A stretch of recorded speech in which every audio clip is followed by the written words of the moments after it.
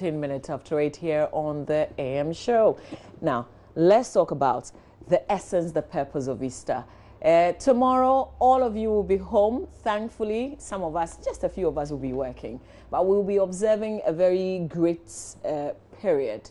And sadly, we've used other things to somehow overshadow the celebration of Easter. But this morning, we want to bring out the real essence and purpose of Easter.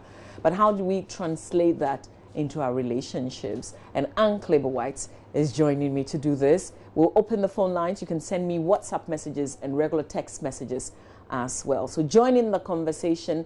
Let's all have a great conversation. Good morning to you, Anne Claiborne-White. Good morning, my favorite presenter.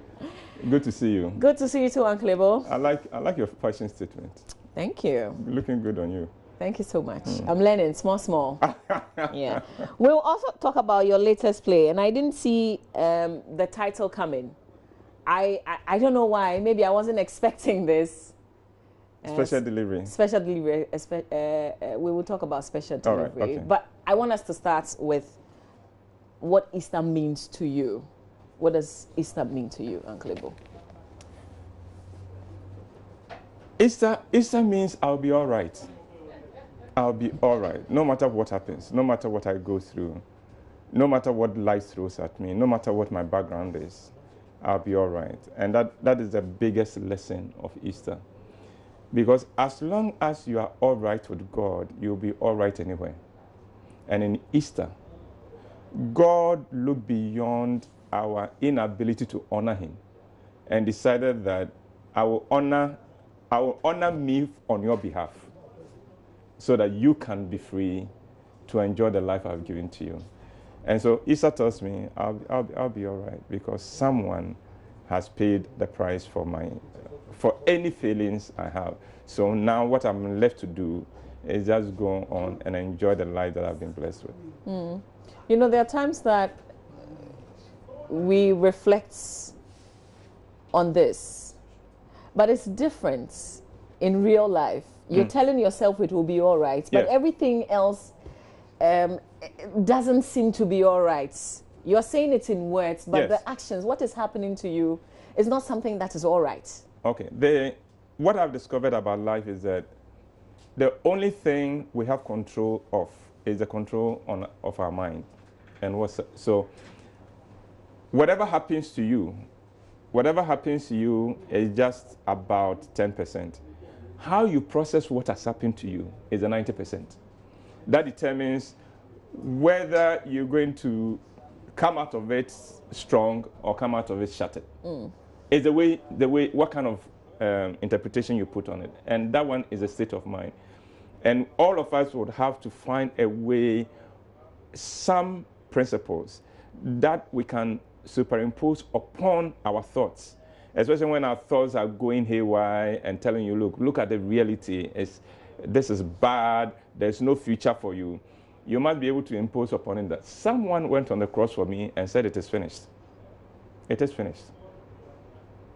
Let's bring this into our relationships. Yeah. It could be everyday relationship, could be marriage. How do we feel this? It is well. Everything will be all right. It is finished. Well, let's look at the message of Easter. The Easter story. Don't live for yourself. And if I can bring that one into my relationship, can you imagine what a relationship will be like if we are competing to show goodness and love and acceptance with one another? We are competing. I am competing to show, in our relationship, we're going to show who loves the other more. Not sit back and say, show me that you love me, then I will show you that I love you. That is the wrong way. I am going to show you how much I love you, that no matter how high you raise your game, you will still be struggling to catch up. And then the other party also has the same determination. I'm going to love you so much that no matter what you do, you'll still be struggling to catch up and measure up. That kind of a relationship, with just that little twist, would be an incredible relationship. How do we achieve that? By knowing we need to. By knowing, like everything else. How do we go to school? By wanting to go to school. Because going to school is not easy, especially at a certain level. But you know, I need this degree. Yeah. So you are ready to make the sacrifice because you look beyond the issue. And that is another principle of Easter. Look beyond what you are going through for what lies ahead. Because we are told that Jesus looked beyond the cross. He looked beyond the shame of the cross because he knew there was glory after that. So once you know that beyond this is glory, then it becomes easier to pay the price because I am paying the price for something else to happen. It's a reason why women are good mothers. They know pregnancy is not a pleasant thing, you know, but you go through it because you know it is not going to be this all the time. Yeah. And what is going to come out of this inconvenience, these limitations is going to be for a season. It's not going to be forever. But mine, at the end of it, am I going to smile? I'm bringing a life into the, and who can tell what that person can be? You know. So we are looking beyond, and because of that, we endure everything else. Yeah. Because we know, and that is it. And Easter tells us, you endure what you have to endure, knowing that there is much more ahead. Beyond what you are going through currently, there's much more ahead. So don't give up. Just keep marching. The bit about loving, taking it more like a competition, loving, seeing who can overdo or outdo the other person. There are times that somebody gives his all in a relationship and it doesn't end well. Then you have to look at the roots of the relationship, how it began. You know, you can't build a skyscraper on a container foundation and expect it to stand. So quite often, a lot of the times, the very foundation of the relationship is doomed even before it started. And there are many cases like that. And unfortunately in Ghana, we push ourselves into that because of the pressure we put on young ladies in particular when they are not married. Beyond a certain, and it's almost as if the whole society gangs up and say, that's a single lady, let's make her miserable. Let's keep on laughing at her. Let's keep putting pressure upon her. And because of that, you have great young ladies settling for someone who they have no business settling with. But they will tell you that, look, my biological clock, the pressure was on. I needed to settle down. He was a guy who was available. And it's unfortunate. And maybe one Easter thing is that, hey, don't settle. If you haven't found him, let them make all the noise. Let them say that your standard is too high. Hey, your standard should be higher because you are looking for the father of your children. There's no bigger position like that, though. I am looking for the father of my children. Oh, the standard will have to be the absolute highest. Because if you don't do that, someday you'll be apologizing to your children for the kind of father you gave them. You know, whenever a mother says, oh, you're apologizing. You know, because you do that only when the man has messed up. And the children say, why is daddy like that? And I say, no, children, cool down. He wasn't like that when I married him. Of course he was. You just didn't see it. You refuse to see it. So the bigger message there is, and maybe Ghana is blessed with a certain generation of young ladies who have accomplished much more for themselves than anybody in their family, except that they are not married. And sometimes they cry just because of that. They have everything going. Career-wise, they're doing well. They look good. They have success. They don't have married. And then they think they are failures. And society makes them think they are failures because society will tell you that as for a woman, your only use is to get married and have children. No, that is not so. And if you are not married, hey, enjoy your life. Enjoy the blessings God has given to you. The man will come when he will, but don't wait for him. But Uncle Ebo, do you understand where such people are coming from? Yes, I do. Oh, the pressure. The pressure we put on young ladies is incredible, and it's insane. And I've taught all my adopted daughters that when somebody puts that pressure on you, somebody may say, hey, why are you not married? Yeah, don't worry. Tell them, show me the store for husbands, and I'll go and buy one. Well, maybe it's so unfair. Because in our society, we don't expect a woman to go chasing. Do you understand me? If a man is unmarried, he's not doing something. It's his choice. It's his choice. Or his lack of moves and raps. Okay. do you understand me? But if a woman is not married, what do you expect her to do? To go around and advertise and say, marry me? No. And yet, we've seen things happen, and I don't know if you've seen those videos, particularly, I don't know why they do it at the malls, where a young lady is proposing to a man. Things are changing. Well, progress, you can't stop progress. But I think there is a better way. We should teach people that if you are married, thank God. If you are not, you aren't missing much. You aren't missing much if you are not married. And don't let anybody... Is everybody destined to marry? No. Not everybody would marry. Not everybody will marry. One.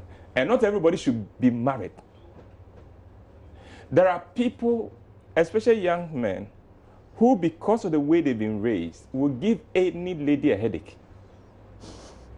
Because they don't know what commitment is. They don't know what responsibility is. So you marry a man like that, his only contribution to the marriage will be his sperms. Beyond that, you won't get anything from him. The big question is, how do I know that I fall into this category or that category, so I don't even bother? Well, the first thing is that if you are not married, just live your life to the fullest. And don't be waiting to be married. Because when you do that, it prolongs your wait. There's a certain principle in life. That principle will give you what you don't need. What you need, it will hold it. When you were in school, didn't you see this? The examination that you needed to pass badly, you struggled with.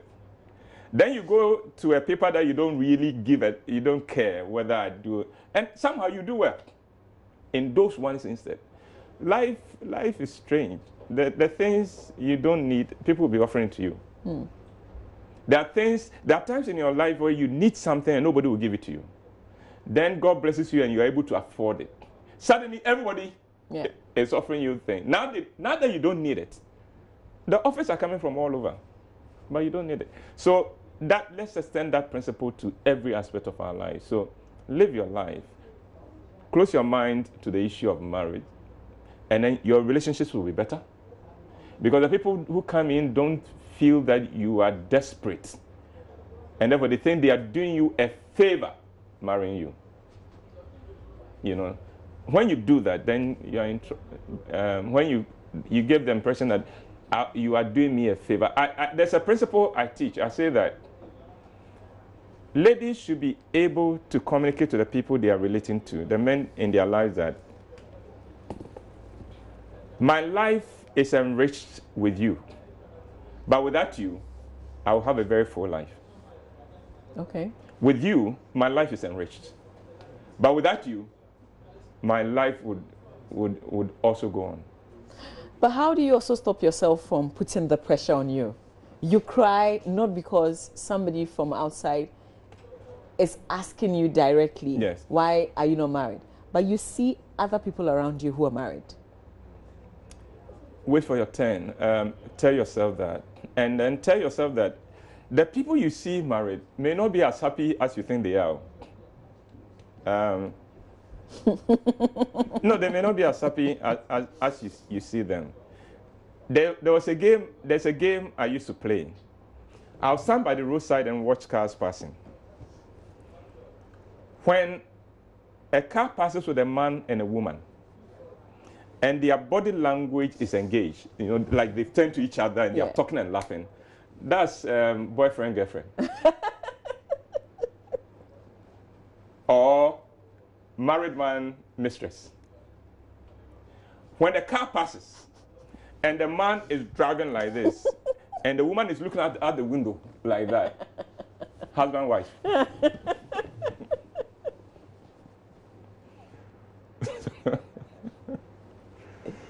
People, you know, sometimes I wish married people would be much more honest about what's going on in their lives. But the impression and they do that deliberately. The reason why married people sometimes push others to get married is that they don't understand why you are not as miserable as they are. You know, they see you single. No what no.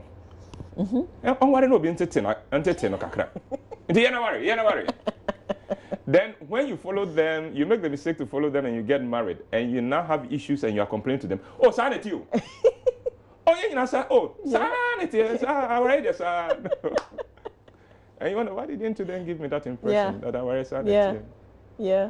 So, hey, live your life. If you are married, enjoy your marriage. If you're not married, to enjoy your singlehood.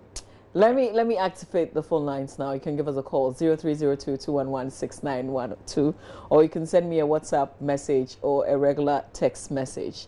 And I don't know if I can smuggle this into the conversation.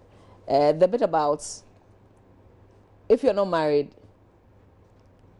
and this is from the guys, they will tell you that the sex is nice, is good, they give it freely. But as soon as they get married, and I can relate. So the thing is, okay, why don't we get some married women and let's talk freely about it? But what you speak to a lot of people, you speak to both sides. Yes. Why is that? That question is linked to why is courtship sweeter than marriage? Courtship is sweeter. It is. You know, then the same person you couldn't get enough of now wants to talk to you and you don't want to hear. There's a reason for that.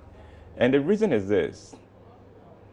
What it takes to have a successful courtship is love. That feeling, that excitement.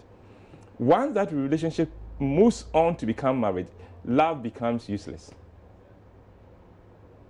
Something else must take to the fore. Commitment, being sensitive to each other, being thoughtful, respect. Those issues suddenly become much more important than love. But many of us go into courtship, into marriage with the same mindset of courtship, of love, and then the responsibilities and challenges of marriage setting. For instance, in courtship, if I am very tired, you won't see me. I won't come to you.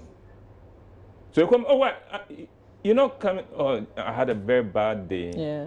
I want to sleep. And you understand. Okay, I'll see you tomorrow. Yeah.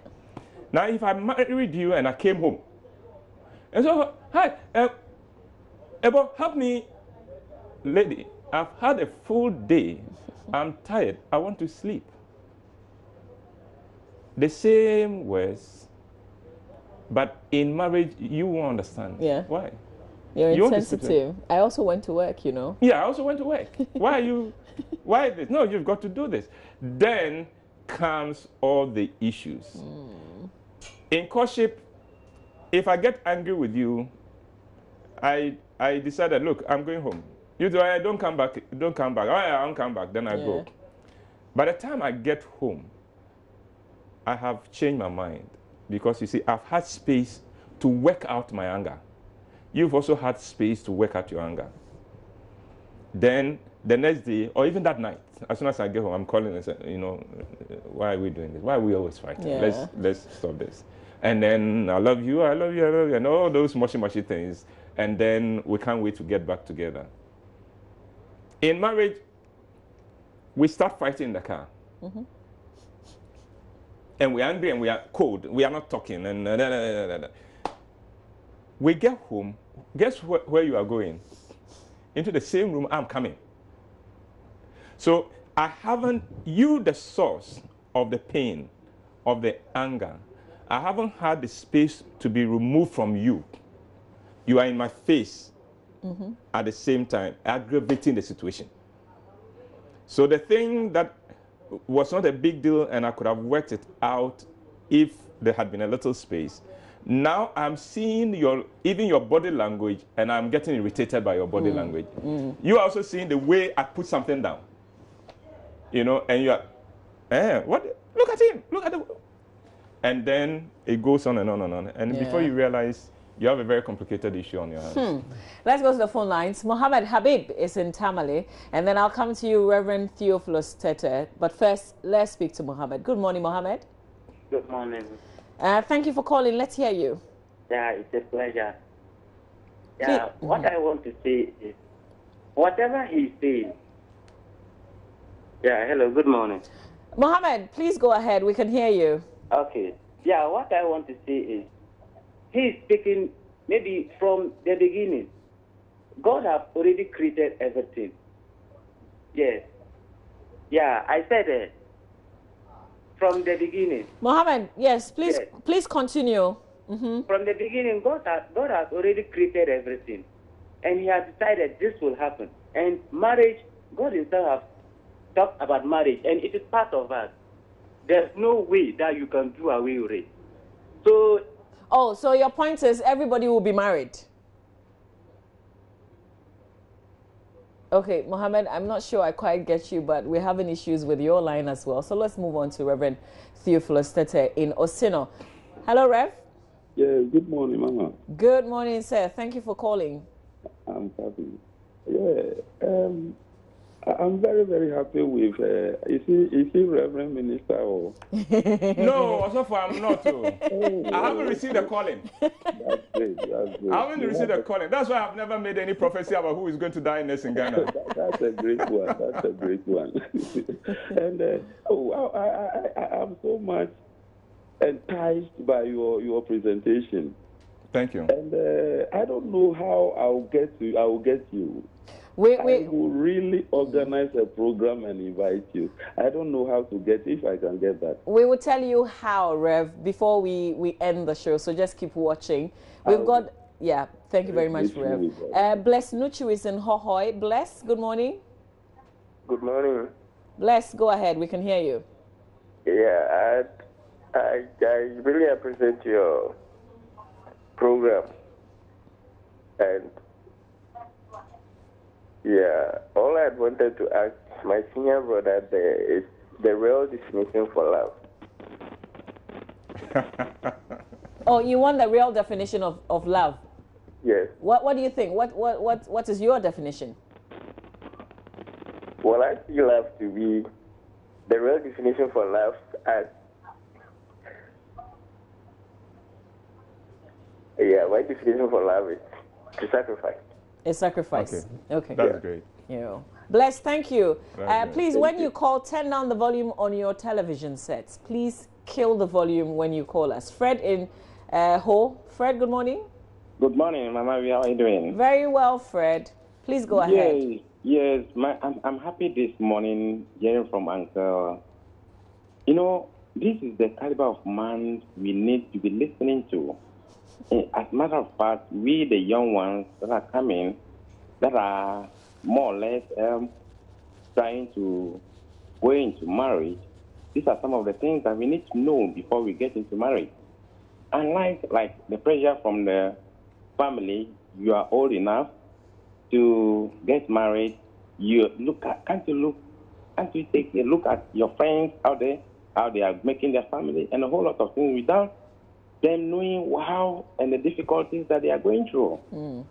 So I think he needs to be a reverend. God should call him so that some of us can easily have access to him. Okay, all right. Be learning from him. You, Fred, we're waiting for the calling, but you can always listen to him. You can always have access to him. Francis Amma is in Half-a-Cine. Francis, good morning. Hello, good morning. Hi, Francis. Thanks for your call. Let's hear you. Yeah, my issue with regards to family pressures that can easily force people into marriage. Can we compare the two features that can also force some people to get out of marriage? Okay. So just do a little comparison for us so that we can follow your lead. Yeah, but I'm asking, as Uncle Boy mentioned, the family pressures that can force people into marriage. So you're talking about the marriage, and there are some family pressures that would see the marriage as not being successful. Yeah. And it can also force you out. Is that usually the case? Okay, all right. We'll build on that. Francis Ama in Hafasini, thank you. Let me read a few of your messages as well. Here's Samuel enjoying the show in Germany. Samuel says, Uncle Ebo is on spot. Enjoy your single life to the fullest if you're not married. Marriage is not the same like boyfriend, girlfriend. I'm really enjoying your show. Samuel in Germany, thank you very much for the message. This one says, Uncle Ebo inspires a lot. Thanks for the words. That's Patrick from Salaga. And here's another one saying, Easter means I will be all right, just like Daddy said. Easter, unfortunately, is seen as a time of mourning. In fact, if Jesus had not died, we would have been doomed. So I never cry on Good Friday, but rejoice in the Lord. That's Samuel in Laura. And saying that, Uncle Ebo, I love your shirts. Okay. Thank you. So let's read some more. Michael Edu Ayer says, must one love before liking the partner, or must one like the partner before loving? Uncle Ebo, please answer me. My wife and I are seriously debating. Be our judge. So, Reverend Judge, please, let's hear you. Love and like.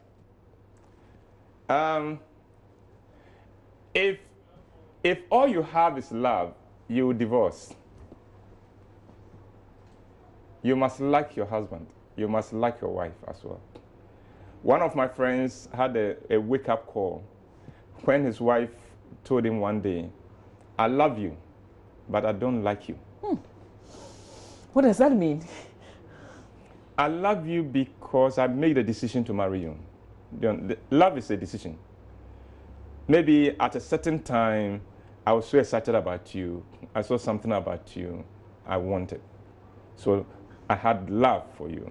I love you because you've come to mean something to me. But I don't like you because you make me sad, because you don't listen to me, because you break in my heart, because you don't even know what I'm going through and you don't care. In marriage, like is more powerful than love. Yeah. Because like is based on your actions to me on a daily basis. So I like the way you speak to me. You know, I like the way you groom yourself. My friends see you and they're excited. That goes to the men who don't dress well. Because when a man doesn't take good care of himself, society do not jump on the man. It is his wife. Yes. That they criticize. Is it coming from a home? Is there a woman in the house? Is there a woman in his house? Why his wife, when he was leaving home, his wife didn't see him. You know, over Pawede or honey, you know, that kind of thing. But no, I would choose like in marriage. Which one comes first? Under normal circumstances, it should be like. Okay.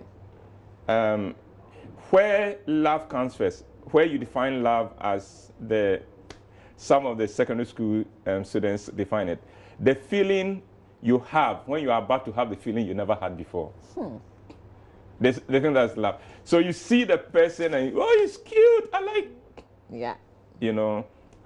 So sometimes when you do that, then the basis of it is not strong. But if you were doing it right, and you building the relationship on top of a friendship you already have, then there will be like. Let's, I mean, I really don't want to wrap this one up. And Reverend from Osino, you asked a very important question. We'll find time and talk about it. The same pressures, can they drive you out of the marriage as well? I think is absolutely important, but we have to wrap up. Let's talk special delivery. Why special delivery, Uncle Ebo? This is my 10th year of doing this, of doing the quarterly shows. And so for the 4 plays for this year, everything will be special. It's my way of rewarding my patrons for supporting me for 10 years. So special delivery is the first of the special things that I'm going to. Okay. So, but Adam is in this play? No.